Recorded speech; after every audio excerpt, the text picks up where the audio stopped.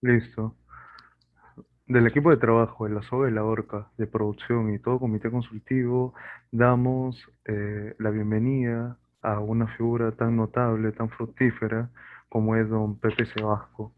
De manera introductoria, quisiera comentar que para ser un buen congresista se necesita una técnica legislativa.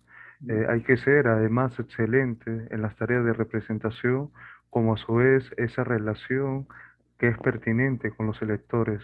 Además, también ser buenos difundiendo, canalizando, pero por sobre todo dando forma a las demandas y, cómo no, a las necesidades de cada uno de los ciudadanos. Concertar con todos los grupos legislativos es totalmente fundamental.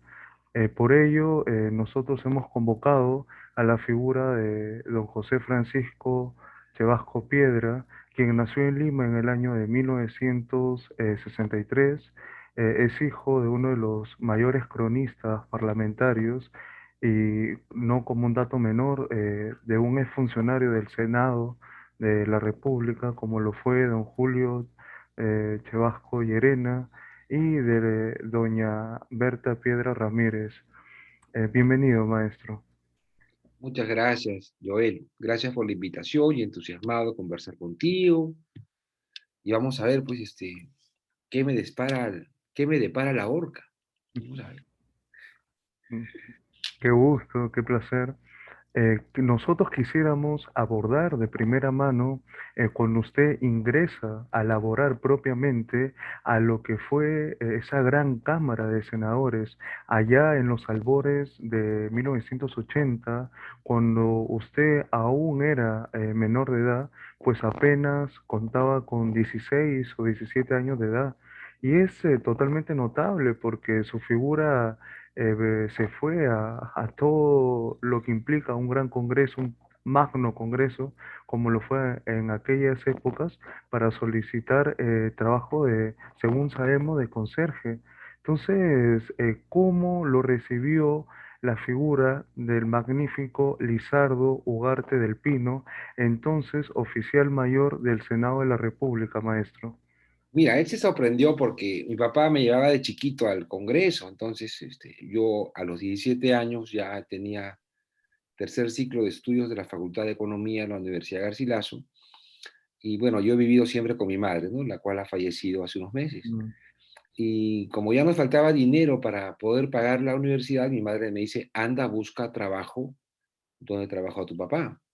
Y me arriesgué y me fui al Senado y preguntando entre los antiguos empleados del Senado, me dijeron que mi papá pues trabajó en esa cámara y también me dijeron, pero él ha sido gran amigo del oficial mayor, el doctor Ugarte del Pino. Entonces, como todo joven, fui osado, ¿no? Yo creo que es una de las características de la juventud, la cual nunca debe perderse. Y toqué las puertas de ese despacho y pude entrar y hablar con el oficial mayor y me dice, ¿tú quién eres? Y yo le dije, soy José Chevasco. ¿Qué eres de Julio Chevasco? Bueno, yo soy su hijo. Dejó su escritorio, se acercó ante mí y me abraza. Ujú. Yo te he cargado de chiquito, tú venías acá con tu papá. ¿Y qué estás haciendo por aquí? Estoy buscando trabajo, le dije, doctor. Ya me dijo. Entonces, en la clásica, digamos, en los clásicos ofrecimientos, él me dijo, vente la próxima semana, y yo lo visitaba, vente la siguiente semana, hasta que pasaron en promedio unos 3 meses más o menos. Entonces me dije yo al toro por las astas y le dije, doctor, necesito el trabajo. Yo puedo limpiar las oficinas, le limpio los baños, le dije. ¿Cómo? Me dijo. Sí, le digo, yo le limpio los baños. Eh, Puedo limpiar baños a los 17, pero no a los 37, le dije. Respuesta que le sorprendió y me dijo, ¿estás seguro, Chevasquito? Porque tú eres un estudiante universitario, tienes presencia, ¿y cómo vas a ser conserje? Le digo, doctor, es que necesito trabajo. Además, si tengo algún jalado en mis boletas de notas mensuales, porque antes nos daban las boletas de notas en la universidad de forma mensual, usted me bota del trabajo. Agarró el teléfono, llamó al jefe de los conserjes, que también el difunto don Carlitos Tafur, y le dijo, estoy con el hijo de Julio y va a trabajar contigo. ¿Qué le habrá respondido don Carlos? Porque don Carlos, hay una conversación y él le dice, pero eso es lo que él quiere. Yo ya le he dicho de que no sea conserje, pero eso es lo que él quiere. Así que te lo estoy mandando. Eso fue un 3 de agosto de 1980 y ahí empecé mi trabajo en el Senado, limpiando baños, limpiando oficinas. A las 8 de la mañana, 8:30, me ponía mi terno porque también yo hacía labores de ujier, de llevar documentos, papeles. A la 1 de la tarde me iba a las clases de la universidad. A las 7, 8 de la noche más o menos retornaba al Senado a servir cafés, sándwiches y gaseosas en el hemiciclo del Senado. Y eso era pues más o menos hasta la 1 de la mañana, 1:30. El Senado en esa época, al igual que la Cámara de Diputados, trabajaban pues 3 veces por semana. Las sesiones plenarias eran martes, miércoles y jueves. Y yo afortunadamente vivía en los barrios altos, a unas cuadras, 5, 6, 7 cuadras del Congreso. Y esa hora me iba caminando, ¿no? Hacia mi casa, afortunadamente cerca. Barrios Altos es un lugar muy peligroso, Mm. pero uno de los, gente, bueno, yo tenía amigos, pues de todo, ¿no? Amigos ladrones, amigos del barrio, ¿no? Y un morenito alto, cuyo nombre no recuerdo, siempre me esperaba a una cuadra del Congreso y me decía, doctor, le llevo su maletín. Y me acompañaba hasta la puerta de la quinta de ladrillos donde yo vivía. Era una quinta de 73 departamentos. Mi casita medía 13 metros de largo. Y me acompañaba hasta la puerta de la quinta Candelaria, que es el nombre. Y yo le daba su propina y eso pues sucedió todos los días. Así me inicié en el trabajo parlamentario, ¿no? Siempre curioseando, viendo. A mí la política siempre me gustó. Desde los 13 años yo fui formado en el Partido Aprista Peruano. Me formaron en el Teatrín de Alfonso Ugarte sin darme cuenta. Llegué allí supuestamente para recibir clases preprofesionales. Y sin saberlo, y después de una prueba que tuve de oratoria, en el que un profesor me pidió a los 13 años que le hablara sobre una caja de fósforos por 5 minutos, yo agarré los fósforos y comencé a crear una historia. Y sin darme cuenta me dijo, vente al día siguiente, y yo no sabía de que había sido de alguna manera seleccionado, ¿no? Lo que ahora le llaman casting, ¿no? Para la escuela de dirigentes apristas. Y a partir de esa edad, yo aprendí oratoria, aprendí la técnica de la política, digamos, comencé a instruirme, a leer a Aya de la Torre, a Mariátegui, a Hegel, a Engels, a Marx. A los 15 años que ingresé a la universidad, yo ya era orador en la Universidad Villarreal. Me llevaban a orar ahí, me llevaban a San Marcos. eh, digamos, ideológicamente discutía con los comunistas en el Parque Cánipa, en La Victoria. Y a los 15 años ya era delegado de aula. Luego fui miembro del tercio estudiantil de la Asamblea Universitaria, ya era un dirigente político. Pero como empecé a trabajar en el Congreso a los 17 y yo había dado mi palabra de que si tenía un jalado me botaban del trabajo, dejé la política. Nunca me inscribí en el Partido Aprista ni en ningún otro partido. Y bueno, pues me dediqué a estudiar y a trabajar para mantener a mi mamá, ¿no? A quien le pedí por favor que ya no trabajara porque yo ya lo hacía con un grandioso sueldo de 40 soles mensuales. Ese es Y, más o menos el inicio.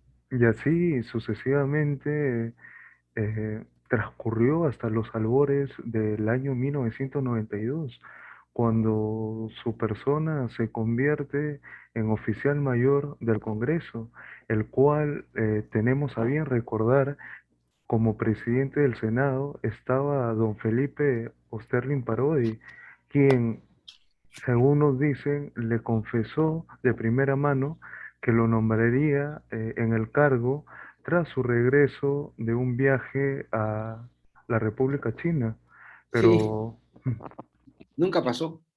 mm, Nunca pasó porque vino el golpe de Estado del 5 de abril. Pero yo tenía miedo. yo tenía 26 o 27 años, creo, en esa época, y yo tenía miedo al cargo. Además, le tocaba por sucesión y entre otros grandes pergaminos a mi jefe, el doctor Enrique Deza Mendoza, Mm, que fue quien me dio la oportunidad de salir de la conserjería, ¿no? Y enseñarme todos los procedimientos parlamentarios que yo conocía hasta esa fecha. Entonces yo le dije, don Felipe, le digo, el cargo es para mi jefe. No, chasquito, no, no, le dije yo, la verdad que me siento mal. Tan mal me sentí que fui a buscar a mi jefe y le conté, ¿no? mm, Lo que estaba por suceder. Porque creo que lo más importante es la fidelidad, ¿no? Una de las cosas que yo valoro más es que la gente no traicione a los amigos, a los que te brindan oportunidades, sean grandes o pequeñas, ¿no? Pero, en fin, la providencia ordenó que eso no sucediera, vino el golpe. Trabajé durante el golpe de Estado en el Congreso con otros funcionarios y figuras públicas que hemos tenido también en la actualidad, diseñando la nueva estructura del Congreso Constituyente Democrático. Y cómo es la vida, ¿no? A mí me hacen oficial mayor justo el día que se conmemoraba un año más de la muerte de mi padre, ¿no? O mm. sea, el 5 de mayo fui nombrado oficial mayor del año 93. Yo tenía 29 años. Y es magnífico porque prácticamente usted, además de ello, realizó un trabajo muy o sea, bien esquematizado, como si usted ya de por sí este cargo le hubiera sido otorgado desde hace un muy buen tiempo, conocía los tejes y manejes, como decimos en el argot peruano, de todo lo que implica ser oficial mayor, eh, cada punto bien estructurado y todos estaban más que complacidos con su tan fructífera labor. Mira, tuve suerte porque suerte, conocimientos, un gran equipo de trabajo. Tú sabes que las cosas en realidad muchas veces somos la punta del iceberg, ¿no? Porque detrás de uno pues hay todo un equipo en la sombra a cual también me debo y aún continúo pues los lazos de amistad, ¿no? El hecho de haber estado en la política desde tan niño, haber pasado por todos los cargos del Senado y haber asumido la responsabilidad del cargo de oficial mayor, fue para mí en principio, pues, tuve mucho miedo, porque todos los parlamentarios de la época, pues yo tenía 29 y los parlamentarios tenían 50, 60, 70 años, gente con mucha expertise política, ¿no? Pero lo más importante, creo yo, Joel, es el hecho de la juventud, como te dije al principio, saber asumir retos. En segundo lugar, la juventud te permite asumir riesgos, porque es diferente ser oficial mayor a los 29 que a los 59, por ejemplo. A los 29 tú ya eres un joven, no tienes familia, no tienes esposa, entonces arriesgas más por lo que apuestas. Y sobre todo, tener la posibilidad de poder concretar tus sueños, ¿no? Eso es muy importante para los chicos que me puedan escuchar y puedan vernos esta mañana, esta tarde, esta noche, porque en fin, el Internet te permite pues conectarte en cualquier día, en cualquier momento del día. Lo importante es que el mensaje es que si tú puedes empezar de conserje, hermano, pucha, que es espectacular, o sea, tú puedes crecer, puedes estudiar sin meterte contra nadie. Yo aprendí mucho de la política, ¿no? Aprendí que la forma guarda el fondo, Mm, aprendí de que no hay que hacerse de enemigos, aprendí que hay un poder formal y un poder real, ¿no? El poder formal es una resolución, es un nombramiento, es un cargo, ¿no? Pero lo importante de tener el poder formal es que creas amistad con las personas. Y esa amistad en el futuro será tu poder real. Porque al igual que en la vida estamos más tiempo muertos que vivos, más tiempo también estamos sin poder que con poder. Entonces, cuando tienes poder, piensa para cuando ya no lo tengas, ¿sí? Y cuando estás vivo, también piensa para cuando estés muerto, para que la gente te recuerde. Entonces el buen político piensa y hace las cosas para cuando él ya no esté en la tierra y siempre sea recordado. Acuérdate de Tutankamón, ¿no? Y grandes otros hombres que aún muertos hablamos de ellos por lo que hicieron. Entonces el político no está pensando en el corto plazo. El buen político no está pensando en la siguiente elección regional, municipal. No, el buen político está pensando en la inmortalidad y tiene que hacer grandes obras para que él pueda subsistir cuando él ya esté muerto. Entonces la vida tenemos que mirarla en el larguísimo plazo y es la manera de trascender. Eso aprendí yo en la política y lo puse en práctica también en las cosas que yo empecé a hacer desde la oficialía mayor con la ayuda del presidente del Congreso, de su mesa directiva y de los congresistas. Por ejemplo, ¿no? En el año 97 el Congreso fue una de las primeras instituciones en tener fibra óptica, ¿no? Imagínate. En el año 97 yo creé un sistema que se llama el Parlamento Virtual Peruano, ¿no? Quizás lo conozcas, Mm. que era la forma de interconectarse del ciudadano con los congresistas. Ese proyecto que lo hicimos en ese año, tuve la suerte de exponerlo en Corea del Sur, ¿no? En la reunión de oficiales mayores del mundo, porque los oficiales mayores se reúnen una vez o dos veces al año a poder mostrar lo que hacemos en cada uno de nuestros congresos. Y el Parlamento virtual fue copiado a buena hora por otros parlamentos, ¿no? Como España, Nicaragua, Guatemala, Costa Rica, ¿no? Entonces, esos proyectos son para trascender. O sea, tú tienes que hacer cosas para cuando ya no estés en la tierra. Igual, descentralicé toma de decisiones. Yo, por ejemplo, soy economista, no soy abogado. Mm. Entonces me di cuenta que la concentración de poder es dañino, porque cuando concentras mucho poder te haces ineficiente. Todo quieres centralizar, todo quieres tenerlo tú y al final no resuelves nada. Entonces, bajo ese concepto, yo dije, ¿y por qué no descentralizamos el poder? De manera que los demás órganos administrativos del Congreso empiecen a tomar sus decisiones y yo me dedico como oficial mayor a crear, a inventar, a soñar.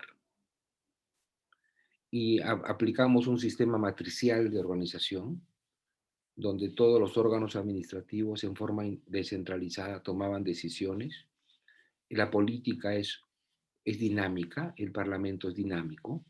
Entonces hay varias cosas que se van moviendo en el mismo espacio-tiempo, como los planetitas. Los planetas se van, ¿no? Tienen su eje de rotación, ¿no? Sobre su propio eje rotan, pero también tienen un movimiento armónico entre todos y giran alrededor del Sol.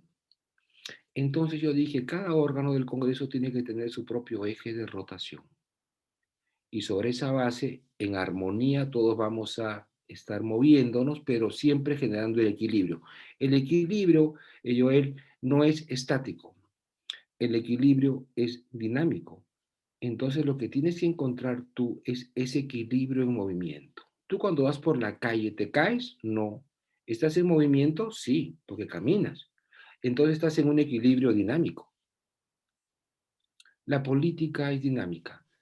La vida es dinámica. El éxito es saber llegar al punto de equilibrio.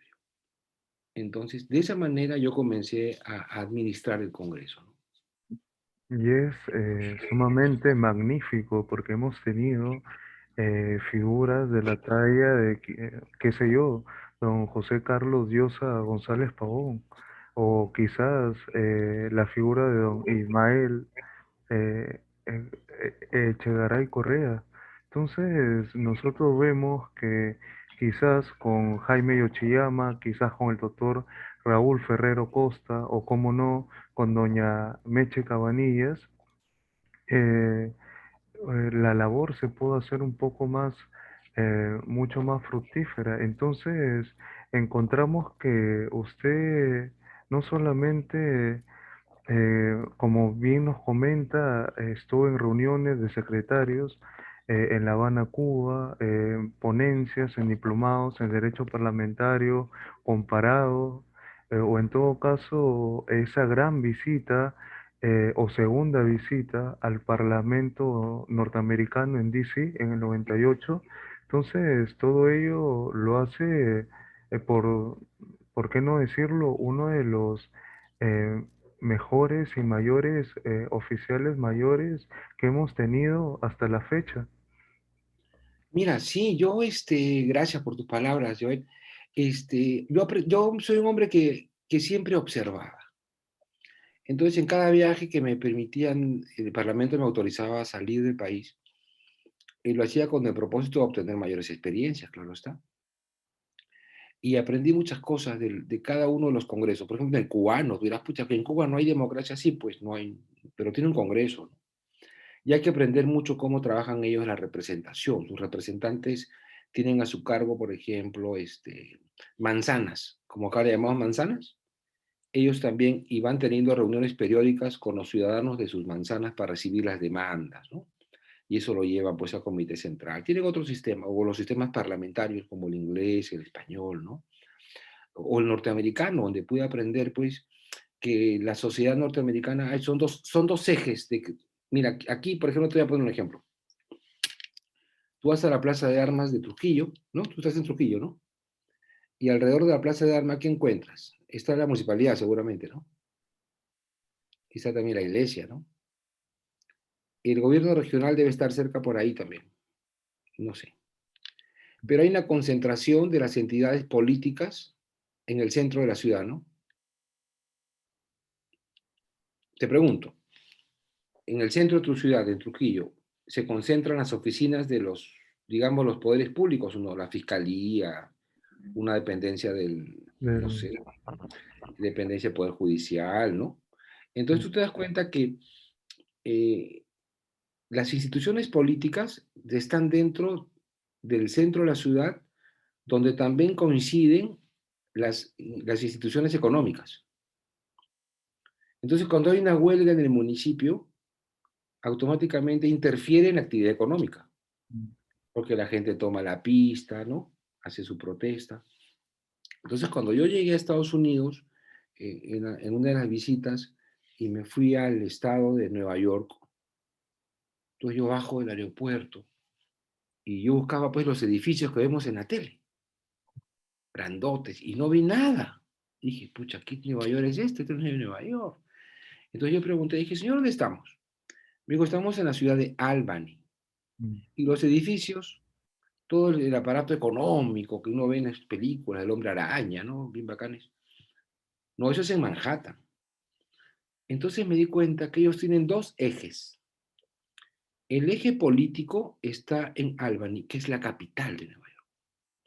Allí encuentras todas las instituciones públicas y no tienen nada que ver con el eje económico de Nueva York. Entonces, la actividad política está distanciada de la actividad económica.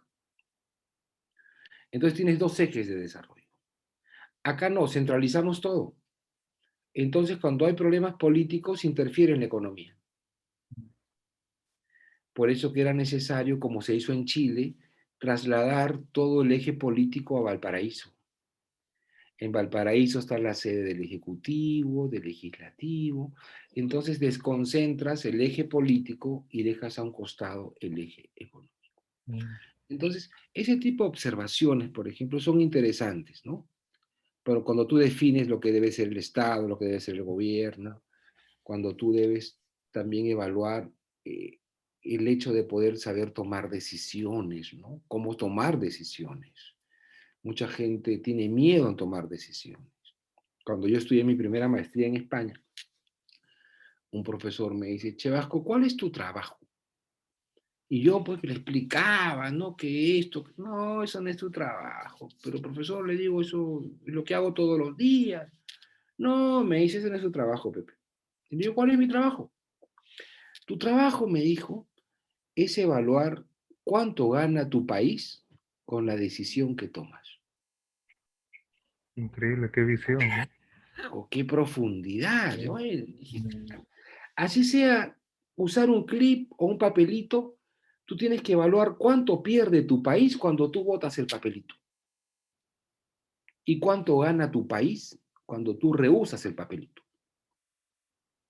Esa es la visión. Tú tienes que mirar, como decían los dibujos animados, más allá de lo evidente. Ujú. El político tiene que saber mirar detrás de las paredes.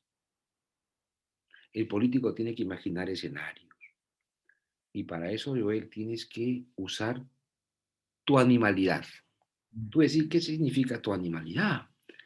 Significa que tenemos que usar nuestros sentidos.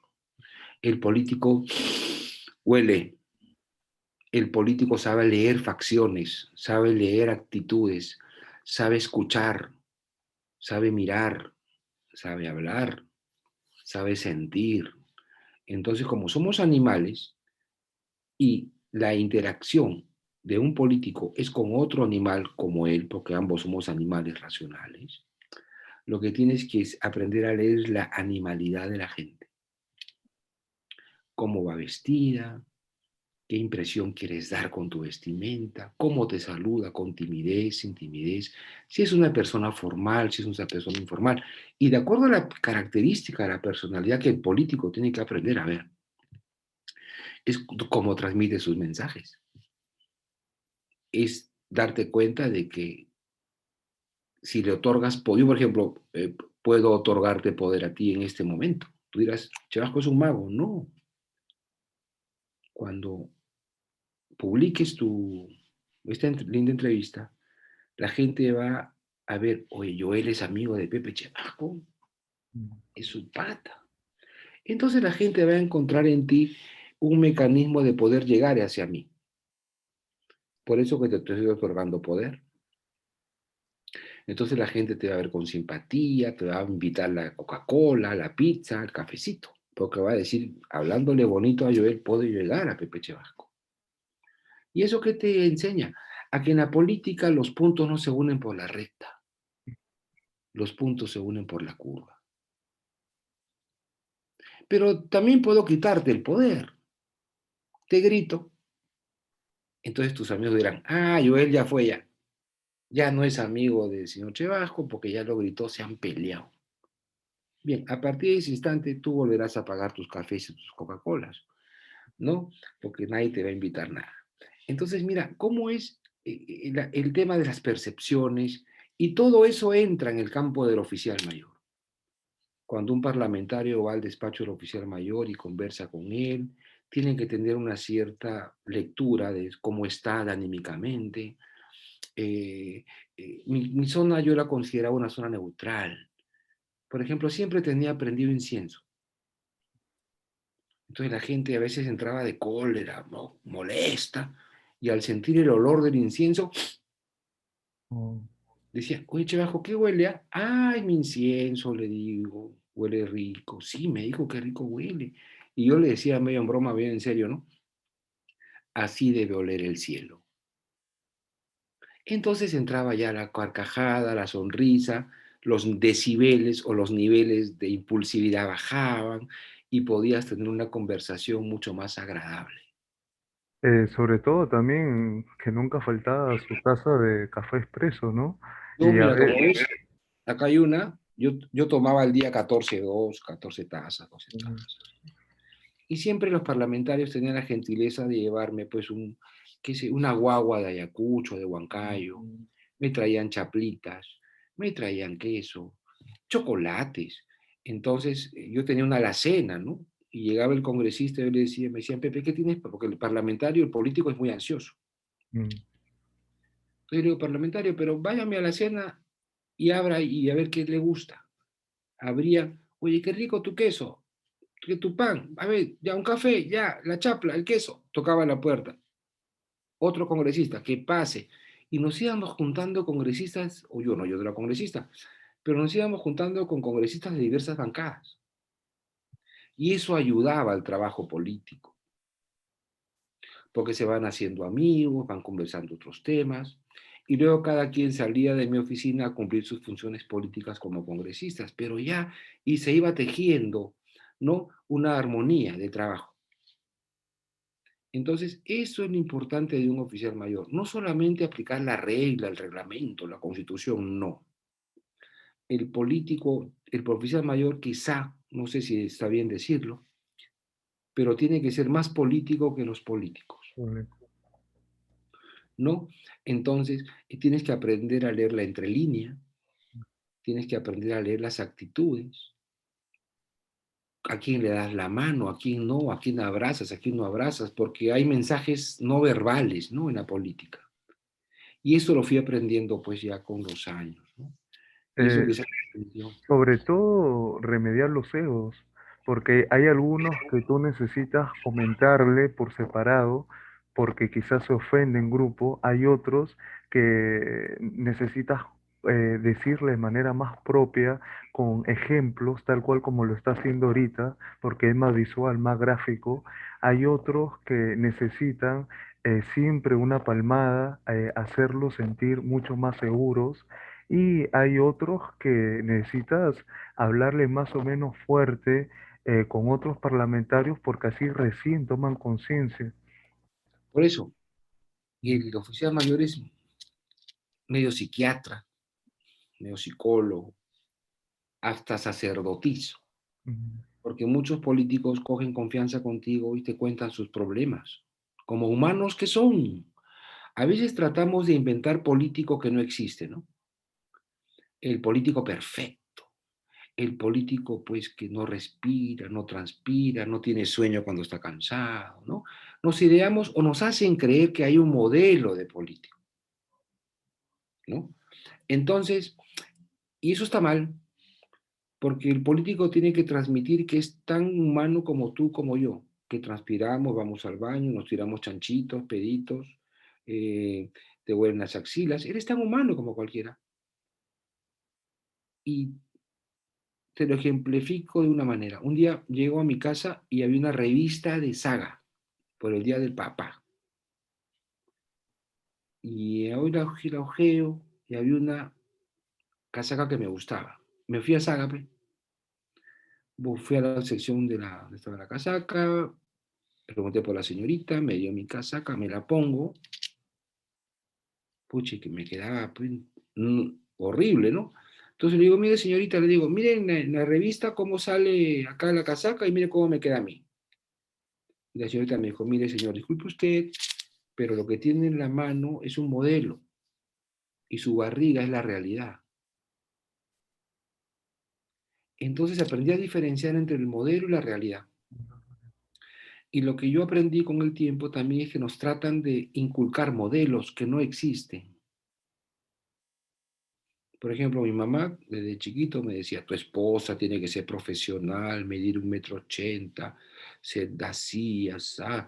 Entonces, todo el tiempo me comenzó a meter mensajes en mi inconsciente de un modelo de mujer que cuando salgo al mercado a buscarlo, no existe. Porque en el inconsciente ya me penetró una imagen de alguien que no existe. Entonces, cuando la busco en la realidad, ese modelo pues no existe. Y por eso sigo soltero a mis 58 años. Porque ese modelo que me sembraron nunca lo encontré. Entonces, en la política pasa lo mismo. Lo que tenemos que aprender en política es administrar realidades, no modelos. Porque cada espacio-tiempo es distinto a otro. mm. Y justamente ahí le quería, si es que usted tiene a bien permitirme, comentar estos últimos sucesos. Por ejemplo, en lo personal me llamó tantísima la atención como una figura de lo que es Evo Morales se sentara en la silla de presidentes invitados, sin serlo, y que un personaje como Vladimir Cerrón no solamente ingrese al Congreso de la República sin ser invitado. Entonces, esas cositas creo que un buen oficial mayor del Congreso no lo permitiría para nada. A ver, el oficial mayor tiene el poder de la persuasión, pero no toma las decisiones finales. Las toma el presidente. Y en el caso del señor Evo Morales, efectivamente, él no tenía por qué estar sentada en la herradura, así se llama la herradura del hemiciclo, donde están sentados los altos dignatarios. Él no tenía por qué estar sentado ahí. Y ha debido coordinarse previamente con la Casa de Gobierno, con la Casa de Palacio, para indicarle de que su lugar era en la primera galería, es decir, en el segundo piso. Y algo debe haber existido ahí para que se imponga ese hecho, ¿no? Y rompa con el protocolo, ¿no? Para mucha gente el protocolo son formalidades, pero no es tanto Ujú. así. El protocolo es la forma que guarda el fondo. Y los presidentes, yo he hecho un artículo para Expreso el día de mañana donde explico un poco de que cuando uno asume una función pública, uno deja de ser uno, ¿no? Uno deja de ser uno. O sea, cuando yo he sido oficial mayor, yo dejé de ser José Chevasco para ser el oficial mayor. Y cuando tú asumes un cargo de esa responsabilidad, tienes que someterte a las formas y guardar la institucionalidad de las, valga la redundancia, de las instituciones. Entonces, si tú entras y rompes con la institucionalidad, eso ya está mal. Porque muchas veces, no quiero decir que es el caso, pero muchas veces los políticos, al ingresar a estos cargos tan importantes, se someten al poder del cargo y creen que el poder que ellos tienen lo es todo. Y comienzan a hacer cambios radicales, rompiendo la institucionalidad. Y piensan que la historia va a dividirse entre antes de él y después de él. Y se olvidan que uno va a estar más tiempo sin poder que con poder. Entonces, cuando suceden estos casos, como el del señor Evo Morales, eso implica de que alguien ahí ha tomado la decisión de poner a un hombre que ya no es presidente de ningún, porque además ya vino el presidente de Ecuador, de Bolivia también estuvo acá. Entonces rompen con esa formalidad, empiezan los desórdenes, quizás también lo que pasó con el señor Sagasti, ¿no? Eh, que se vio mal que entregara la banda presidencial en la calle, ¿no? Y para algunos la lectura política será, sí, bien hecho, que esto y lo otro, pero no, hay que saber leer entre líneas, porque si tú ves que ese señor recibió honores militares, estuvo en el TDU, ante la opinión pública es el presidente saliente. Entonces el buen político mire y dice, ¿qué me conviene más? ¿Que el señor pase o dejarlo en la calle? Que pase. Entonces adentro ya es otra historia. Entonces esas cositas hay que saberlas asimilar y saber persuadir. El oficial mayor persuade. Mire, señor, si sucede esto, la lectura va a ser esta, va a ser la otra. Quizás sería más conveniente que tome su lugar en la primera galería diplomática y la presidenta del Congreso puede hacer una mención honrosa al señor que está sentado en la parte superior, ¿no? Entonces, eh, esas cositas hay que ir evaluando, midiéndolas. Eh, Y, sobre to- sobre sí, dime. todo, hay muchos que comentan que con la designación del señor Bellido es para que el Congreso caiga en el juego de la provocación. Y por consiguiente, hay muchos que comentan que el Congreso debe tener a bien brindarle el mal llamado voto de investidura, para que al final de todo el gabinete se desangre de a pocos, por las heridas de sus propias incompetencias, o en todo caso interpelarlos uno por uno. ¿Qué usted, eh, si estuviera presente como oficial mayor del Congreso, qué le recomendaría a los parlamentarios? Yo hace unos días en el programa de Milagros Leiva transmití esa tesis, Mm, porque el Congreso tiene dos balas antes que lo cierre, que son negarle la confianza a los gabinetes. Es cierto, es un gabinete, digamos, provocador, ¿no? Pero en política, Joel, las decisiones no deben tomarse ni amando ni odiando. ajá, tienes que ser frío. Entonces tú puedes cumplir con darle la confianza al gabinete, explicar tus razones formales por lo cual lo estás haciendo y luego empezar a evaluar el desempeño en forma individual de cada ministro de Estado. Entonces, los que van bien continuarán y a los que tú o el Congreso considera que va mal, pues lo podrá censurar, ¿no? Porque no tiene sentido que la impulsividad te gane. O sea, tú como persona también no puedes caer en las provocaciones, ¿no? Seguramente te habrá pasado con la novia, con alguien, cuando discuten y bla, bla, gritan, impulsos y se dicen cosas horrorosas, ¿no? Entonces, la impulsividad te está ganando. Y lo más aconsejable de repente es colgar el teléfono hasta que las aguas se calmen y a los 2, 3 días podrán conversar, ya sin esa impulsividad. Lo mismo en la política. Tienes que aplicar estrategia fría, no la caliente. Tú cuando comes tu comidita, ¿la comes caliente o la comes fría? O tibia. Te En pregunto. bueno, en lo personal, caliente. Muy caliente, no tanto Regular. como para poderla aguantar en tu boca. Entonces dejas que se enfríe un poquito. Igual es la política. Tú no puedes tener esas reacciones, ¿no? Porque es como el animalito. Yo tengo mi animalito, mi perrita que se llama Estrellita. Estrellita es un animalito, pero cuando tú le vas a quitar la comida, reacciona por impulso a defender lo que ella cree. La diferencia con los humanos es que nosotros antes de reaccionar, para que no te quiten un pedazo de tu comida, es piensas, ¿no? El político tiene que ser frío. En El, oportunidades, transmitir calenturas, si estás en una plaza pública, qué sé yo. Pero para las decisiones, acuérdate, ni amando ni odiando. pero en lo personal, ¿usted considera que la calidad de los parlamentarios hoy día es suficiente como para saber medir los tempos, para saber cuándo ajustar, cuándo soltar, pero sobre todo para realizar un gran trabajo táctico?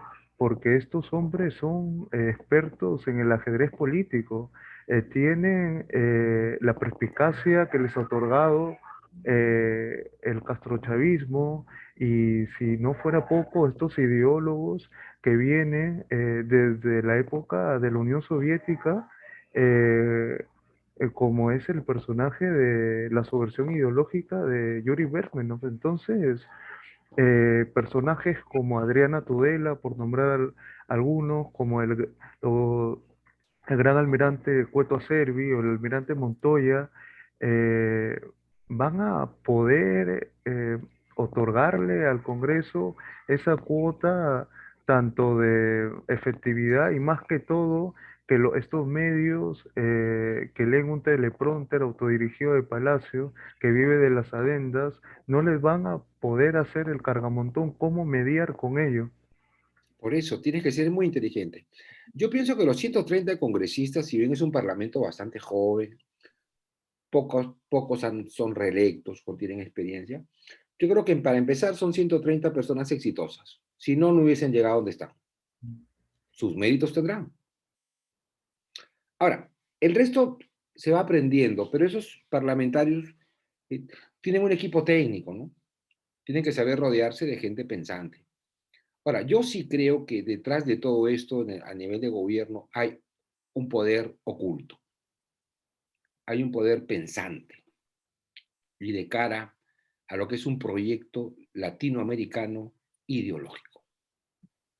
Creo que si estudias tú un poquito el mensaje presidencial vas a darte cuenta, ¿no? El dictador va construyendo escenarios, tiene ciertas características en su lenguaje, en su vestimenta, en romper con ciertos, entre comillas, estereotipos, de forma de que va generando una sociedad militarizada, porque el dictador es militarizado, vertical, ¡pum! Entonces yo creo que sí hay algo más atrás. Pero para eso, pues tienes que ser un buen, como dijiste tú, ajedrecista. Porque, por ejemplo, nosotros vemos la luna todos los días cuando sale, ¿no? No hay luna. Claro. Vemos la parte que se ve y la que no se ve. Por eso que tenemos que aprender a ver lo que está detrás de las cosas. Y hay que ser lo suficientemente frío, estratega, para poder usar las herramientas que te da la Constitución para poder cumplir tus objetivos políticos. Y eso es, creo que, mucho más viable en el siglo XXI, donde hay comunicación en línea, en tiempo real, y saber cómo usar las redes, cómo comunicar, etcétera, etcétera, para que la población vaya sintiendo, pues, quizá de que lo más positivo para el país no ha sido la elección y el resultado de la segunda vuelta, ¿no? Porque hay algunos que piden ya concretamente la vacancia presidencial, pero yo creo que los demócratas tienen superioridad moral y de clase como para caer en ese juego y podemos combatir con las armas que nos proporciona la Constitución. Porque a valga verdad no somos caviares, pero hay otra gran mayoría que te comentan que con este pensamiento mariateísta, leninista, no se puede remediar. Y si es que nosotros le dejamos una fracción de apertura, ellos se van a inmiscuir porque ellos eh, eh, hay que decirlo con todas sus letras, no crean grietas. Las grietas que ya hay en la sociedad las explotan.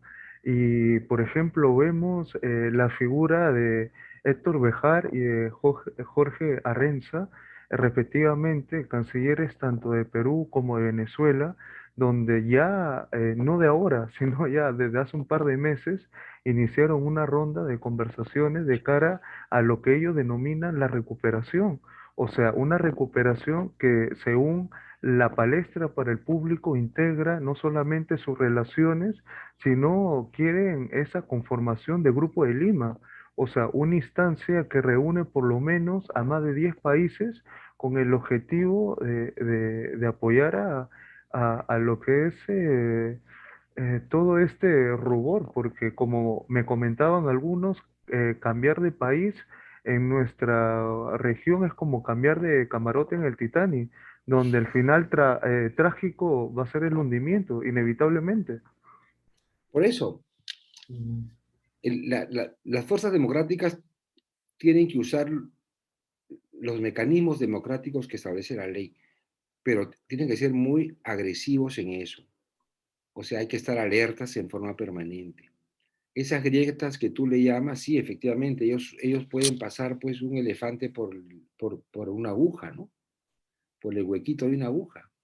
Entonces, aquí tiene que haber más inteligencia, más arte, pero tampoco podemos ir de frente, ¿no? Diría yo, ¿no? Vamos a vacarlo ahorita. No, piano, piano, porque la calle va a responder. Entonces, si la calle va a responder, ¿qué es lo primero que tienes que ganarte? La calle. Y la calle tiene que sentir que lo que se está ya viviendo no está bien. Ya han subido el precio del dólar, hay incertidumbre en los agentes económicos, han fugado más de 13.000 millones de dólares del país, y eso va a comenzar a sentirse en el cortísimo plazo en la vida de cada uno de nosotros, ¿no? Con el tema de la carestía de los alimentos y otros insumos importados, porque nuestra economía, pues 70% o más tiene insumos pues importados. Entonces yo creo que hay que ser un poquito pacientes y menos impulsivos, ¿no? Porque de repente nos va a caer el tiro por la culata. O sea, hay muchas cosas en este nuevo escenario y es una gran prueba de fuego para las fuerzas democráticas políticas del país, ¿no? Sí, porque vemos que ahorita el dilema es entre más democracia o más regímenes totalitarios, porque vemos que la gran caviarada, cuando no habían designado a Pedro Franque, cuando ese ya había quedado fuera sin su tajada de pastel, pegaron el grito al cielo, pero ahora que lo nombraron, tanto a Torre Vázquez como a Pedro Franque, acá ya no pasó nada y lo que es peor, parece que estos progres, esta caviarada, nuevamente están ejecutando, para que Cerrón vaya preso porque no les parece que el gobierno se tiñe tanto de MRT, o sea, de gente del MRTA como de Sendero. Entonces ahora va a volver este juego macabro, este tablero maléfico entre golpistas versus dignos. Claro, es una muy buena lectura la que has hecho. Por eso que hay que ser muy finos. Yo siempre tenía una postura de ser el pensante, nunca he reaccionado en forma tan inmediata, salvo, ¿no?, en crisis comunicacionales, ¿no? Porque, como te digo, cada escenario es diferente. Pero yo sí lo que sugiero es de que nos ciñamos estrictamente a lo que es la democracia, esperemos resultados también. Yo creo que los resultados para el país no van a ser buenos, ni en materia económica, ni en materia política, y la gente va a empezar a sentir eso, ¿no? No olvidemos que acabamos de salir de una elección y seguramente hay sectores del país que apoyan al señor Castillo, claro que lo hay. Pero cuando la vida de estas personas se ve afectada por la toma de decisiones que hagan, eh, yo creo que va a haber un talante totalmente distinto, ¿no? También esperemos que este gobierno pues no sea el gobierno regalón, que seguramente lo va a ser, ¿no? Con tal de ganarse las simpatías de la población, ¿no? Más o menos se ha evidenciado ya eso, ¿no? En lo que es el proyecto de la nueva constitución y esas cosas. Por eso yo creo que hay que actuar sin prisa, pero sin pausa, ¿sí? Napoleón ya decía, ¿no? Vísteme despacio que voy apurado. Entonces hay que hacer bien las cosas, por más apurado que estemos, pensar bien, idear bien, generar estrategias inteligentes. Yo creo que acá hay que ser muy inteligente para crear cosas. Y bueno, que Dios nos ayude, hermano, porque a mí yo no soy comunista, yo no creo en el populismo, yo creo que el populismo es totalmente macabro para la gente, engañarla, ¿no? Vamos a tener tal cosa, la engañas, la ilusionas y al final no le das nada, ¿no? Porque todo es plata en la vida, o sea, si no hay recursos económicos, pues no puedes hacer nada, ¿no? Y lo que buscamos las personas y todos buscamos es vivir mejor, comer mejor, vestirnos mejor, ¿no? Sin ser millonarios, pero al menos tener un cierto bienestar, ¿no? Y por eso cae el muro de Berlín. El comunismo cae porque cuando los alemanes prendían su tele, o los rusos prendían su tele, ya había el cable, y ellos decían, pucha, ¿cómo en el otro lado hay unas hamburguesas grandazas? Y aquí en mi país tengo petipanes. ¿Cómo en otros lados se visten lindos? Y en mi país estoy con la misma ropa hace, no sé, 4 años, ¿no? Entonces, el muro de Berlín cae por eso, porque el sistema capitalista pudo generar riqueza, reducción de la pobreza, no al 100%, claro está, pero dio mucho mejores resultados que los países que aplicaron políticas comunistas, ¿no?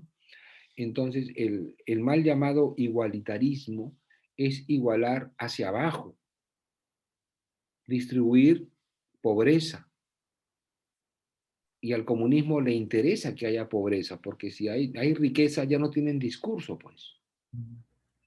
¿No? Ese discurso igualitario, qué sé yo. La igualdad tampoco existe, ¿no? Porque cuando tú eras chiquito, tu mamá te decía, ¿cuánto has sacado? 15, hijito, tienes que sacar 20. Siempre buscaba que tú seas el mejor, porque estamos en competencia. Y la vida es competencia. El hombre por naturaleza es egoísta, el hombre por naturaleza quiere vivir mejor. Si tú tienes, eh, por, si tú tienes un aumento de sueldo, ya no vas a comer tu cachanguita en la esquina, ya vas a un restaurante, ¿no?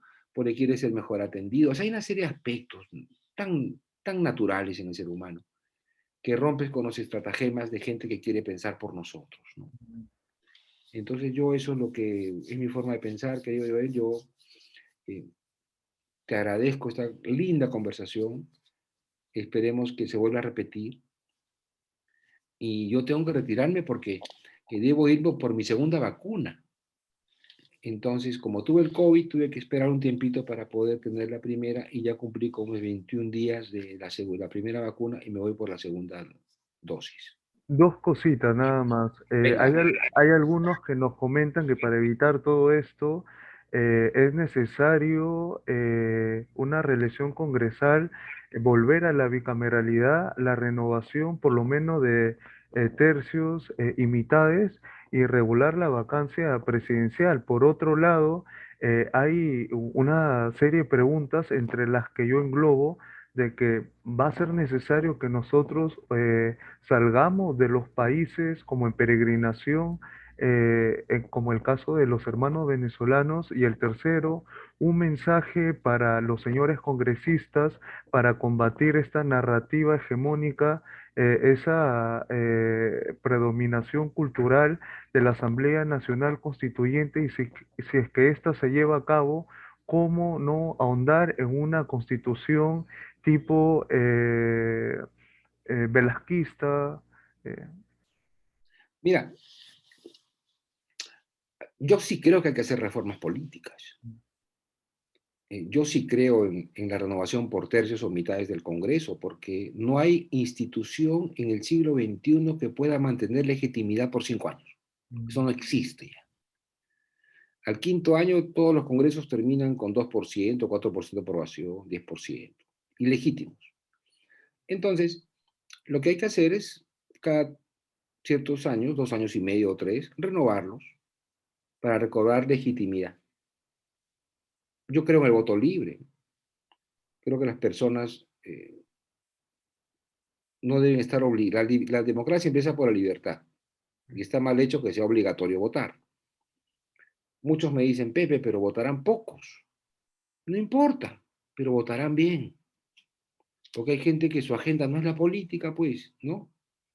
Tienen otras prioridades en su vida y dejan de lado un poco el seguimiento de la política. Yo ya estoy convencido que debe haber bicameralidad, porque lamentablemente la unicameralidad, la cual yo defendía, no ha usado los mecanismos necesarios para la reflexión. El hecho de dispensar a los proyectos de ley de la segunda votación, no tener el periodo de 7 días para que la gente pueda discutir, ¿no? Ha sido un exceso y ha generado de que la unicameralidad no nos dé muestras de un periodo reflexivo, y las dos cámaras sí te garantizan eso, ¿no? Yo sí creo que debe haber reelección. El político no es como un foco, ¿no? Tú dices, voy a comprar un político, voy a cobrarme el foco y va a alumbrar igual que el foco que se quemó. No, es una construcción. El buen político es el político profesional, ¿no? Muchos dicen, no, que las mismas caras, qué bueno que a veces sean las mismas caras, porque son los que tienen la experiencia para poderlo decir. Entonces, este hecho de que no haya reelección también me parece un tema populista que va contra el buen sistema político, ¿no? Yo he conocido parlamentarios que han tenido muchas reelecciones y han sido súper eficientes. Y al final quien decide es el votante, pues cuando vas a un restaurante, ¿no? Señor, ¿cuál es la carta? Te dan una lista de platos. Y tú eliges el plato que quieres. Y si te gustó ese mismo plato que de la vez anterior que fuiste al mismo restaurante, pues lo volverás a pedir. Y si vas nuevamente al restaurante y te gustó el arroz con pato de ese restaurante, volverás a pedir el mismo arroz con pato, reeliges el plato. Y si no te gusta, pues pides otro plato. La reelección es necesaria. Además, el político profesional, Joel, nace por los comunistas.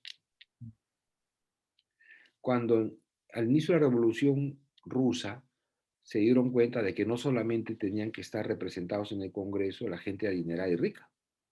Entonces lo que hacen es que la gente de clase media, la clase obrera, postule a cargo de parlamentario. Y como ya no podían trabajar en la fábrica, ya no podían trabajar, necesitaban una remuneración. Y es ahí que gracias a los comunistas es que los políticos empiezan a recibir un salario del Estado. Y ahora los comunistas dicen que los sueldos deben ser paupérrimos para los funcionarios. Yo digo que no, que tienes que estar concentrado en tu trabajo, y para estar concentrado bien en tu chamba tienes que ganar lo suficiente para mantener tus gastos. Si no estás pensando medio día en el trabajo y medio día en cómo hacer más plata. Y así, la Asamblea Constituyente igual.